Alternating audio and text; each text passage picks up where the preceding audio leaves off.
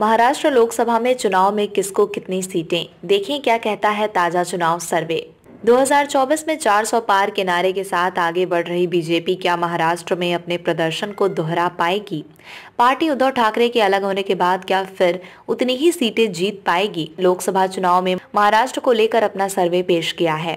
इसमें महाराष्ट्र में किसको कितनी सीटें मिलेंगी, इसका अनुमान व्यक्त किया गया है। महाराष्ट्र में यूपी के बाद सर्वाधिक 48 सीटें हैं। किसको कितनी सीटें? टाइम्स नाउ नव भारत के सर्वे में सामने आया है कि बीजेपी और शिवसेना शिंदे की अगुवाई महायुति ग्रैंड अलायंस यानी एनडीए राज्य में लगभग पुराने वाली स्थिति में रहेगा। एनडीए को राज्य में 39 सीटों पर जीत मिल सकती है।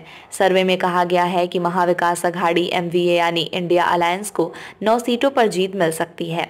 महाविकास अघाड़ी में कांग्रेस के साथ शिवसेना यूबीटी और शरद पवार की पार्टी एनसीपी शरद चंद्र पवार शामिल हैं। सर्वे में अन्य को कोई भी सीट नहीं दी गई है। 2 सीट पीछे एनडीए। 2019 में चुनाव में बीजेपी और शिवसेना ने मिलकर राज्य के 41 सीटों पर कब्जा जमाया था। टाइम्स नाउ नव भारत के सर्वे में एनडीए को 2 सीटों का नुकसान हो दिख रहा है, लेकिन उद्धव ठाकरे के हटने के बाद भी एनडीए लगभग उसी स्थिति में पहुंच रहा है। बीजेपी ने 25 सीटों पर लड़कर 23 सीटें हासिल की थीं। इसी प्रकार अविभाजित शिवसेना ने 23 सीटों पर लड़कर 18 सीटें जीती थीं। अविभाजित राष्ट्रवादी कांग्रेस पार्टी ने 19 सीटों पर चुनाव लड़ा था और उसे 4 सीटों पर जीत मिली थी।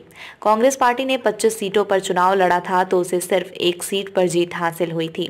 2019 के चुनाव में 1 सीट पर एआईएमआईएम और 1 सीट निर्दलीय के खाते में गई थी। 2024 के लोकसभा चुनाव के लिए राज्य में एनडीए, बीजेपी, शिवसेना, शिंदे और एनसीपी अजित गुट ने मिलकर 45 सीटें जीतने का लक्ष्य तय किया है। राज्य में बीजेपी की अगुवाई वाले महायुति और महाविकास अघाड़ी के बीच मुकाबला होने की उम्मीद है।